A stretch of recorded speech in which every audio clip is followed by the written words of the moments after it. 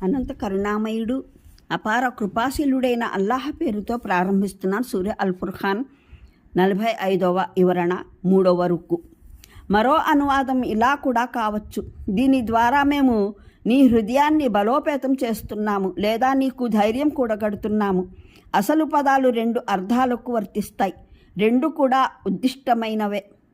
ఈ విధంగా ఒకే వాక్యంలో ఖురాన్ని అవతరింపజేయడంలో గల అనేక ఔచితీ విఘ్నతలు తెలపడం జరిగింది. ఒకటి, అది పదపదము స్మరణాశక్తిలో భద్రమై ఉండాలని.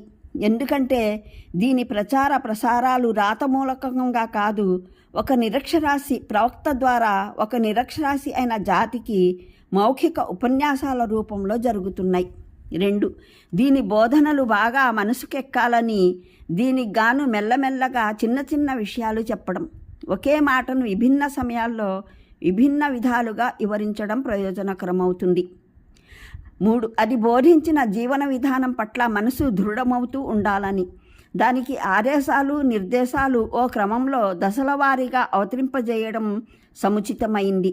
అలా కాక శాసనాంగం మొత్తం జీవన వ్యవస్థ పూర్తిగా ఒకేసారి అందజేసి దాన్ని స్థాపింపజేసే ఆదేశం ఇచ్చినట్లయితే బుద్ధి చిందువందైపోతుంది. అంతేకాక ఆదేశాలన్నీ క్రోడీకరించి అధికరణల రీత్యా సమీకరించి ఒకేసారి అందజేయడం కన్నా ప్రతి ఆదేశాన్ని తగిన సమయాన సందర్భానుసారంగా అందజేస్తే దాని ఔచిత్యం, దాని నిజసారం మరింత సవ్యంగా ప్రబుద్ధమవుతాయి.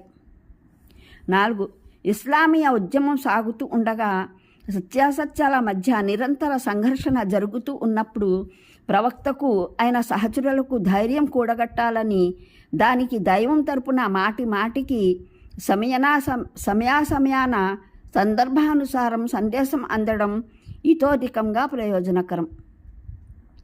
అలా కాక ఒకేసారి ఒక సుదీర్ఘమైన మార్గనిర్దేశనావళి ఇచ్చివేసి జీవితాంతం వరకు ప్రపంచమంతటి ప్రతిఘటనలని ఎదుర్కొనేందుకు ఇట్టే వదిలివేయడం కన్నా ఇదే సమంజసమైంది. మొదటి విధానం అవలంబించినట్లయితే మనిషికి తృప్తి కలుగుతుంది. తనను ఈ మహత్కార్యానికి నియమించిన దైవం తన పట్ల శ్రద్ధ చూపుతున్నాడని, తన పని పట్ల ఆసక్తి కనబరుస్తున్నాడని, తన పరిస్థితుల్ని దృష్టిలో పెట్టుకున్నాడని, తన కష్టాల్లో మార్గం చూపుతున్నాడని, ప్రతి ఆవశ్యకత కలిగిన సందర్భంలోనూ తనతో సంభాషించే అవకాశాన్ని కల్పించి తనతో సంబంధాన్ని పునరుద్ధరిస్తున్నాడని భావిస్తాడు. ఈ విషయం మనిషికి ఎంతో ధైర్యం కల్పిస్తుంది, సంకల్పాన్ని పటిష్టం చేస్తుంది. కానీ 2వ విధానం అవలంబించినట్లయితే కేవలం తాను తనకెదురుగా ఈ తుఫాను తరంగాలు తప్ప మరేమీ లేదన్న భావన మనిషికి కలుగుతుంది. ఖురాన్ అవతరణలో దశల వారీ క్రమాన్ని అనుసరించడంలో మరో ఔచిత్య విఘ్నత ఉంది.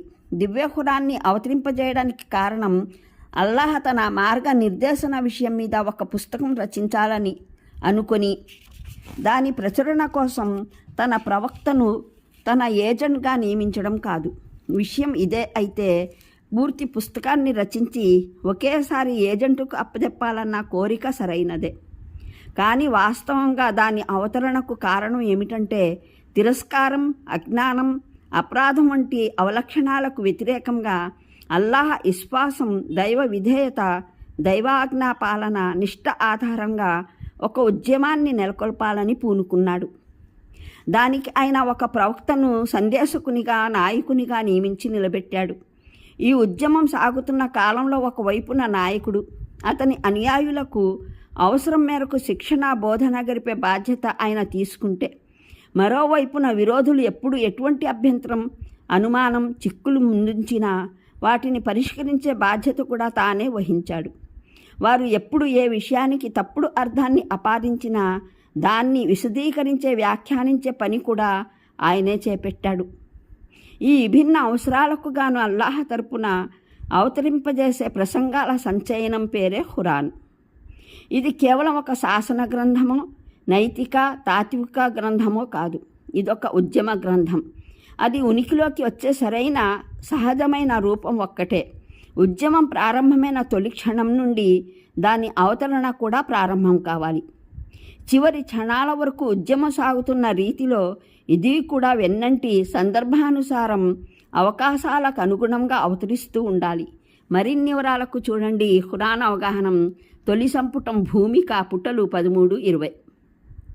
అంటే సరైన మాటను వక్రంగా ఆలోచించి తుద్విరుద్ధ ఫలితాలను వెలికితీసే బుద్ధి మూలతః తలక్రిందులుగా ఉందన్నమాట. అందువల్లనే ఖురాన్ సత్యతకు నిదర్శనాలైన యథార్థాలను అసత్యపరిచే ఆధారాలుగా చూపుతున్నారు. అందువల్ల వారిని బోర్లా పడవేసి నరకం వైపునకు లాక్కుపోవడం జరుగుతుంది. అనంత కరుణామయుడు అపార కృపాశీలుడైన అల్లాహ్ పేరుతో ప్రారంభిస్తున్న సూర్య అల్ ఫుర్ఖాన్ 45వ వివరణ 3వ రుక్కు. మరో అనువాదం ఇలా కూడా కావచ్చు: దీని ద్వారా మేము నీ హృదయాన్ని బలోపేతం చేస్తున్నాము లేదా నీకు ధైర్యం కూడగడుతున్నాము. అసలు పదాలు 2 అర్థాలకు వర్తిస్తాయి, 2 కూడా ఉద్దిష్టమైనవే. ఈ విధంగా ఒకే వాక్యంలో ఖురాన్ని అవతరింపజేయడంలో గల అనేక ఔచితీ విఘ్నతలు తెలపడం జరిగింది. ఒకటి, అది పదపదము స్మరణాశక్తిలో భద్రమై ఉండాలని. ఎందుకంటే దీని ప్రచార ప్రసారాలు రాతమూలకంగా కాదు, ఒక నిరక్షరాస్య ప్రవక్త ద్వారా ఒక నిరక్షరాస్య అయిన జాతికి మౌఖిక ఉపన్యాసాల రూపంలో జరుగుతున్నాయి.